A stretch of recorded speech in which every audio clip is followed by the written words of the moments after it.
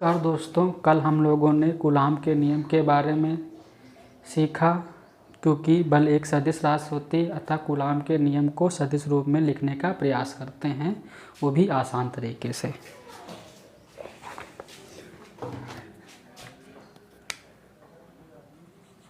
Coulomb के नियम का सदिश रूप।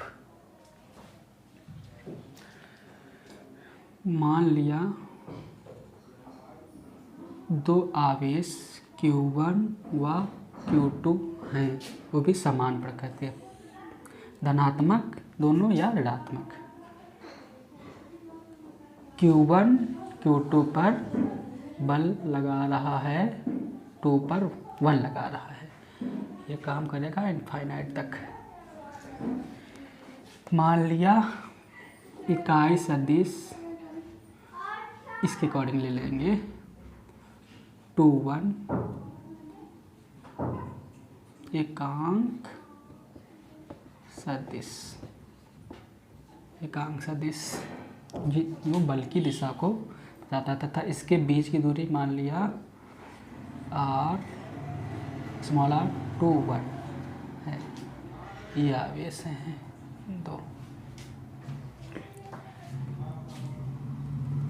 इकाई सदिश क्या दिखाता है?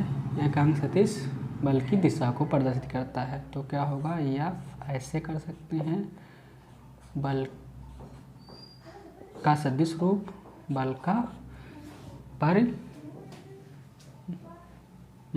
बल का परिमाण। इसको हम लिख लेते हैं एफ सदिश परिणामी रूप और इकाई सदिश। यहाँ से हम लोग इतना हिस्सा ही लेते हैं, ऊपर वाला हिस्सा नहीं लेते हैं। ठीक, सिर्फ ये हिस्सा लेंगे। ट्राई करते हैं। एफ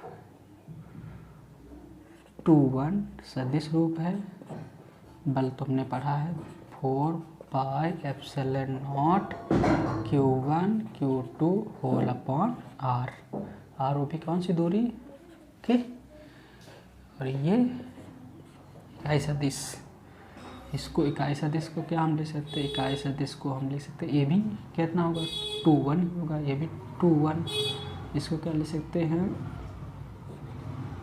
सदिश रूप परिणामी, परिमाण जिसको कहते हैं 2 1 2 1। यहाँ पे रख दो, यह हो जाएगा 1/4 पाई एप्सिलॉन नॉट Q1 Q2। ये कितना हो जाएगा R21 का होल स्क्वायर। ये कितना हो जाएगा R21 सदिश रूप में, ये 21 परिमाण के रूप में। दोनों क्या हो जाएंगे, क्यूब हो जाएगा।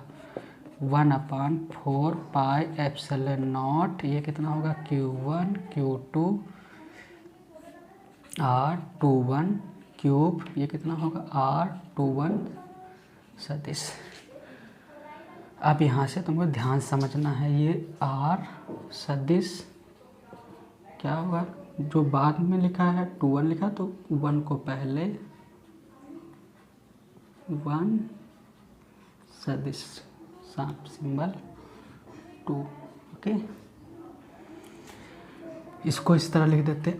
R परिमाण है तो इसको भी ऐसे लिखा जाता है R1 R2 सदिश निरूपण, क्योंकि परिमाण को दिखा रहा है। मॉड लगा देते हैं, लिखते हैं यहाँ पे 1/4 पाई एप्सिलॉन नॉट। ये कितना Q1 Q2, ये कितना होगा R1 माइनस R2 का होल क्यूब। ये कितना हो जाएगा R1 माइनस R2।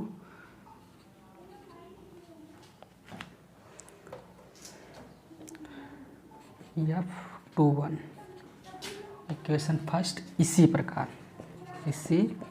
प्रकार मान लो ये आवेश यहाँ है, दो आवेश, ये Q1 Q2। अब इस ओर क्या होगा, बल लगे F1 2 ऐसे लगा रहा है, R 1 2 ही होगा, और ये कितनी दूरी 1 2।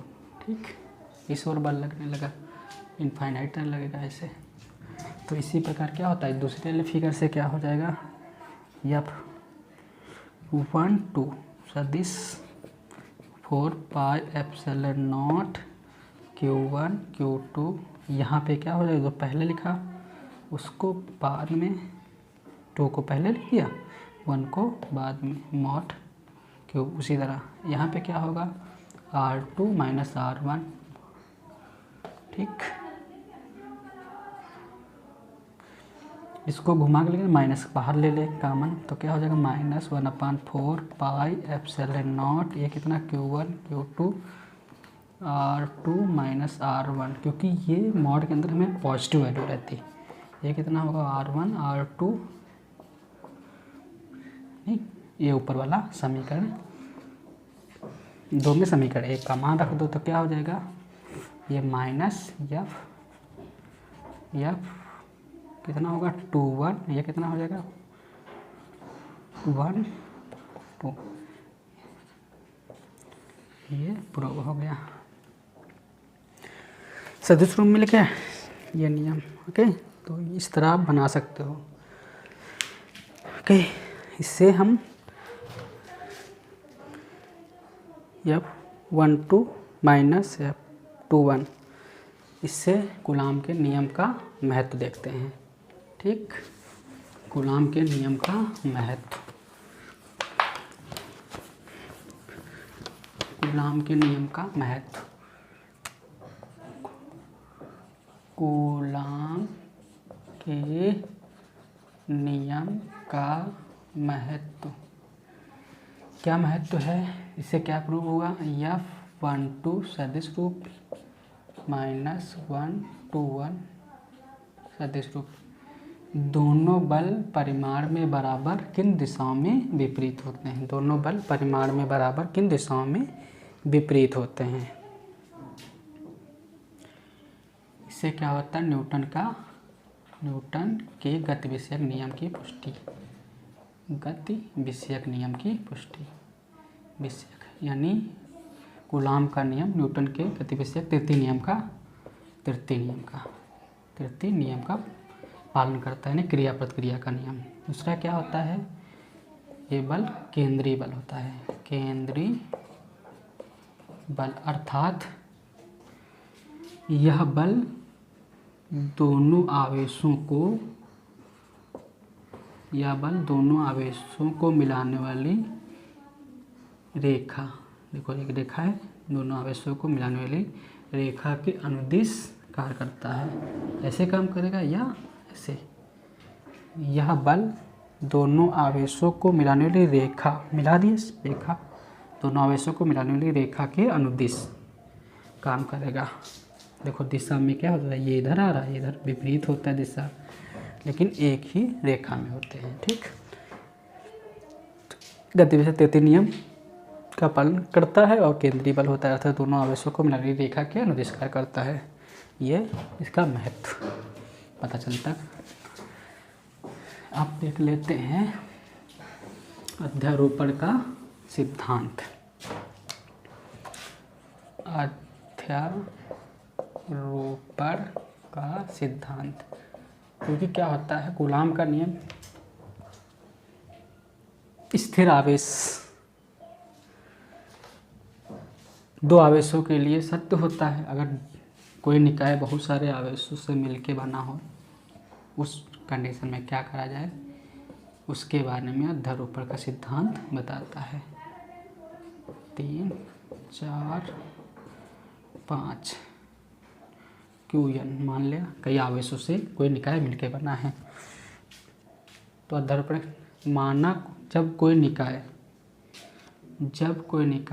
कई आवेशों से मिलकर बना होता है या अनेक आवेशों से मिलकर बना हो, तो किसी एक आवेश का परिणामी, किसी एक आवेश का परिणामी, किसी एक आवेश पर क्या होगा, परिणामी बल अन्य आवेशों द्वारा या बाकी आवेशों द्वारा, अन्य आवेशों द्वारा उस पर लगाए गए अलग अलग, उस पर लगाए गए अलग अलग बलों, अलग अलग बलों, अलग अलग बलों के सदिश योग के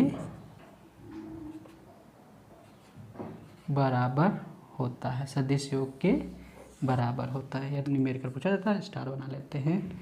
अब मान लो कि दो बल हैं जो थीटा कोण पर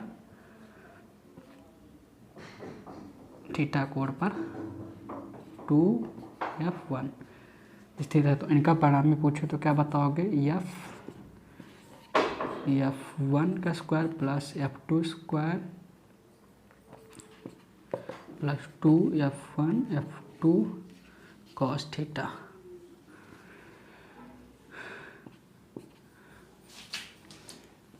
परिणामी अगर दिशा पूछे तो मान लो tan थीटा, tan अल्फा, अगर मान लो इनके बीच ठीक परिणामी ठीक बीचों बीच दिशा पूछे तो क्या होगा?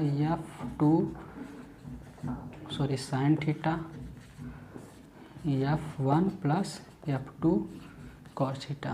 बाकी बहुत ढेर सारे सूत्र होते हैं, लेकिन न्यूमेरिकल पूछे जाते हैं, स्टार बना लेते हैं।